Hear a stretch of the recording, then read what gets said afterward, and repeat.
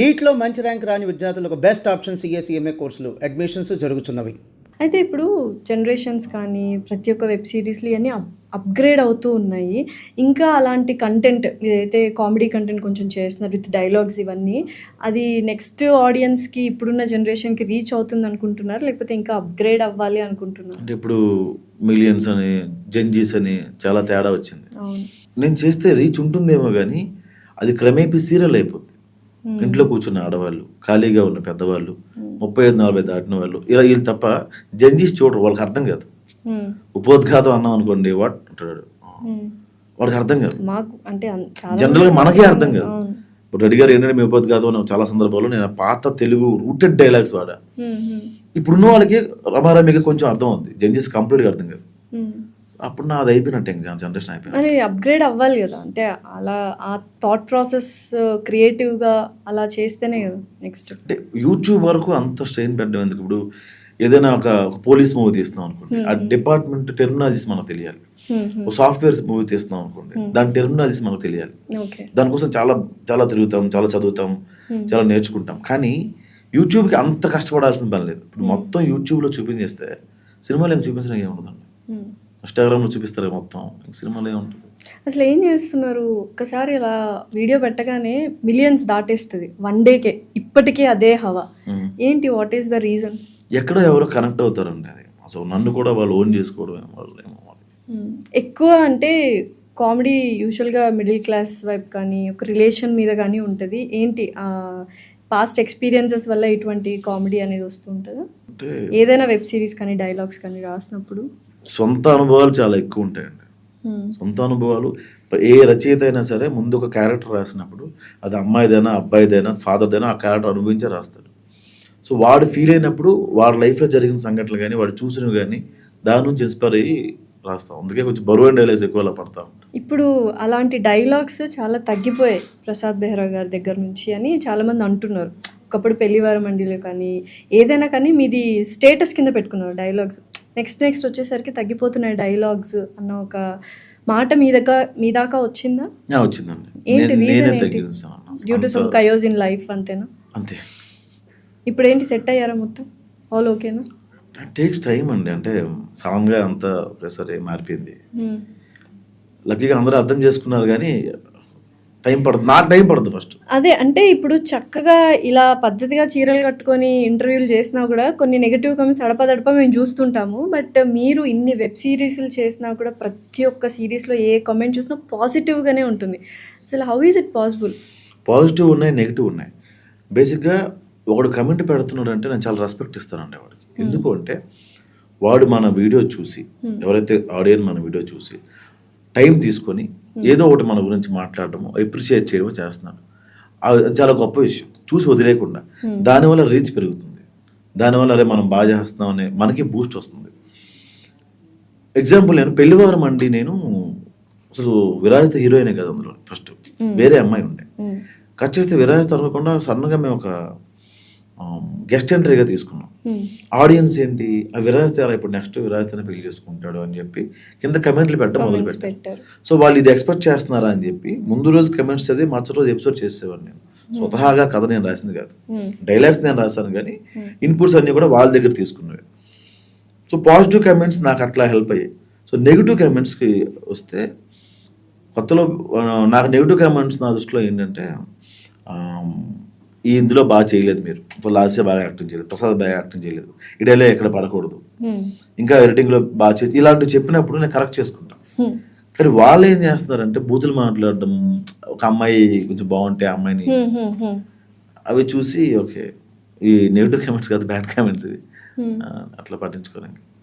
అంటే వాళ్ళు ఎట్లా ఉంటుందంటే అండి, బ్రాండ్ ఇంటిగ్రేషన్స్ ఉంటాయి. మీకు బ్రాండ్ ఇంటిగ్రేషన్ ఉన్నప్పుడు ఎందుకు బ్రాండ్ చేస్తున్నారు, డబ్బులు బాగానే వస్తున్నాయి కదా, మధ్యలో బ్రాండ్ అవసరమా అంటే, భయ్యా నేను ఒక అమ్మాయి పక్కన పెట్టుకుని చేయట్లా, మేము 30-40 మంది ఆర్టిస్టులు ఉంటాం, అందరికీ డబ్బులు ఇవ్వాలి. ఎడిటర్కి, కెమెరామెన్ అసిస్టెంట్కి, లైట్ మ్యాన్కి, పోస్టర్ డిజైనర్కి, పబ్లిసిటీ డిజైనర్కి, తర్వాత సోషల్ మీడియా ప్రమోటర్కి, ఇంతమందికి ఇవ్వాలంటే 1 మిలియన్ వ్యూస్ వస్తే ఎంత డబ్బులు వస్తాయండి? ఇంతమంది చాలు. అప్పుడు ఏం చేయాలి, బ్రాండ్ సపోర్ట్ తీసుకోవాలి. అంటే ఆడియన్ ఎలా అనుకుంటాడంటే, ఏదో సినిమాలో ఒక డైలాగ్ ఉంటుంది పిచ్చగాడిలో, వాడేసే ₹1 కోసం మనకి 2 కళ్ళు ఉండకూడదు అనుకుంటాడు రా, ఆ కాలు చేతులు బాగానే ఉన్నాయి అంటాం. అంటే నువ్వు వేసే రూపాయికి ఆడు కాలు చేతులు ఉండకూడదు. సో అట్లాగా వాడు చూస్తాడు కానీ మధ్యలో బ్రాండ్ రాకూడదు, అంత ఈజీ అయిపోయింది. సో అవి కొంచెం మామూలుగా బ్రాండ్స్ కూడా వచ్చేది ఓన్లీ మిలియన్ వ్యూస్ ఉన్న వాళ్ళకే కదా, ఎవరికి పడితే వాళ్ళకి రావద్దు. సో అందులో మీరు టాప్ ఇన్ఫినిటంలో, అంతేనా? టాప్ అని కదా, నాకన్నా ముందున్నారు సన్ముఖ్ అనే కథలు ఉన్నారు. ఇప్పుడు తేజ్ ఇండియా. అవును, ఇప్పుడు వాళ్ళందరూ వెళ్ళిపోయారు కదా, ఇంకా ఇన్ఫినిటంలోనే ఉన్నారా? లేదు, సన్ముఖ్ మూవీస్ చేస్తున్నారు తను. ఆహాలో మొన్న ఒక సిరీస్ చేశారు, ఈటీవీ విన్లో ఒక సినిమా వచ్చింది, ఏదో షూటింగ్లో ఉన్నాడు. సో నెక్స్ట్ ఇలా ప్రతి ఒక్కళ్ళు వెళ్ళిపోతుంటే ఏంటి, ఓకేనా? కొత్త వాళ్ళు వస్తారు కదండి, కొత్త వాళ్ళకి అవకాశం దొరుకుతుంది. మీరు ఇందాక అన్నారు అప్గ్రేడ్ అవ్వలేకపోతున్నాను, ఆ జనరేషన్స్లోనే ఉన్నాము, వాళ్ళకే అర్థమవుతాయని. మరి నెక్స్ట్ కెరియర్ లాంగ్ రన్లో ఉండాలంటే ఎప్పటికప్పుడు మనం అప్డేట్ చేసుకుంటూ ఉండాలి కదా, దానికోసం ఏమైనా చేస్తున్నారా? అంటే నేను బేసిక్గా బుక్స్ చదివేవాడిని, ఇప్పుడంతా మొబైల్ అయిపోయింది, మొబైల్లోనే ఏదైనా చూసుకొని చదువుకోవడం అంతే.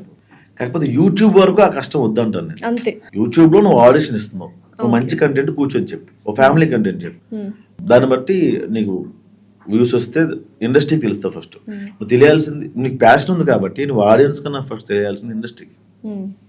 ఎందుకు యూట్యూబ్ వీడియోస్ చేస్తున్నావు? ఇప్పుడు నేను వ్లాగ్ చేస్తున్నాను, వ్లాగ్ చేస్తే నాకు వ్యూస్ వస్తే డబ్బులు వస్తాయి, లేదా నేను ఎక్కడో ఉండి ఇంకెవడో వేసుకుంటా ఉన్నాను, ఏదో కంట్రీలో ఉండి ఈ కంట్రీలో ఇలా చేస్తున్నారు, చాలామంది ఖాళీగా ఉంటారు, వాళ్ళు డబ్బులు వస్తాయి. నాకేంటి, నేను మంచి కంటెంట్ కథ చేసి యాక్ట్ చేస్తే నాకు ఇండస్ట్రీ నుంచి అవకాశాలు వస్తాయి, ఇది నా మోటివ్. సో అందరి మోటివ్ అదైతే. ఇప్పుడు ఇండస్ట్రీలో అవకాశాలు ఎలా ఉన్నాయి ప్రసాద్ బైరాకి? బాగానే ఉన్నాను, పర్లేదు. సో నెక్స్ట్ మూవీస్ ఏమేమి ఉన్నాయి ఏంటి? అసలు పేర్లు రివీల్ చేయకూడదు, ఈ మంత్ ఎండింగ్ నుంచి అన్ని. అంటే క్యారెక్టర్ ఆర్టిస్ట్ రోల్స్ చేస్తున్నారా, సీరియస్ రోల్స్ చేస్తున్నారా, లేకపోతే లైక్ జాలీ టైప్ చేస్తున్నారు? 3 అండి, కామెడియన్ గా చేస్తున్నా, క్యారెక్టర్ ఆర్టిస్ట్ చేస్తున్నా, ఫాదర్ క్యారెక్టర్స్ కూడా చేస్తున్నా. ఫాదర్ క్యారెక్టర్ ఏం పర్లేదు. ఎవరికి ఫాదర్? చిన్న పిల్లలకా, పెద్దవాళ్ళకి? పెద్దవాళ్ళకి. ఓకే, పెద్దవాళ్ళకి చేశారు. అంటే అది కొత్తలో మన ఫాదర్ ఏంటి అనిపించింది, కానీ అంతఃపురం అనే మూవీ చూసారా మీరు, ప్రకాష్ రాజ్ గారు? హీ వాజ్ 31 ఆ టైంలో.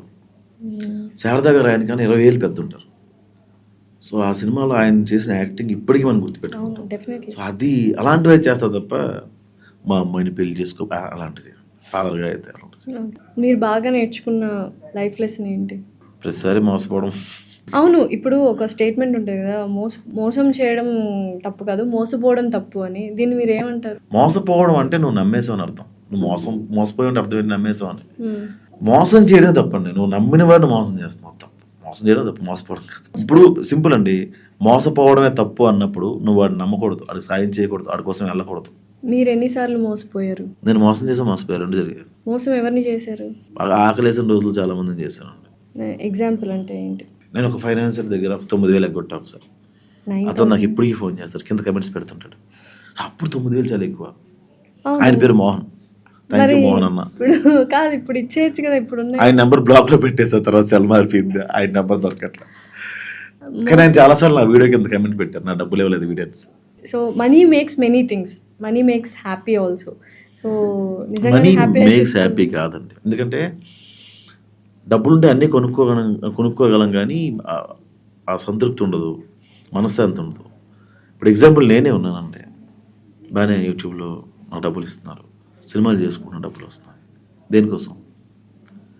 మా మదర్ ఉన్నారు, ఆవిడ నెలకి ఆవిడకి 5,000 ఇచ్చినా కూడా ఆవిడ చాలా సంతోషపడిపోయి 5,000 ఆవిడ 5 నెలలు మెయింటైన్ చేస్తారు. ఆవిడ ఇంట్లో బియ్యం అది ఉంటాయి కాబట్టి కూరలు కొనుక్కోవాలి, ఊర్లో పల్లెటూరులో పెద్ద ఖర్చులు ఉండవు. దేనికోసం పరిగెడతానో తెలియనప్పుడు డబ్బులు దేనికి అని ఉద్దేశం. మరి ఏదో ఒక పాయింట్లో అనిపిస్తుంది కదా ఆగిపోవాలి అని, అప్పుడు మీకేం అనిపించలేదు? ఆగిపోవాలి, ఒకసారి వెనక్కి తిరిగి చూసుకుంటే what am I doing, why am I running, chasing అని అనిపించిందా? అనిపిస్తుంది. అప్పుడు ఆపేద్దాం అనుకున్నారా?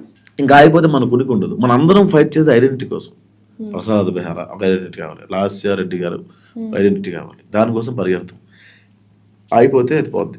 ఒక్కసారి మనం కింద పడిపోతే ఇంకొంచెం కింద తోసే మనుషులు ఉంటారు కాబట్టి ఆ ఉనికిని మనం చూపించుకోవాలి తప్ప అయిపోలేము. ఒకసారి పరిగెడితే ఆగలేము.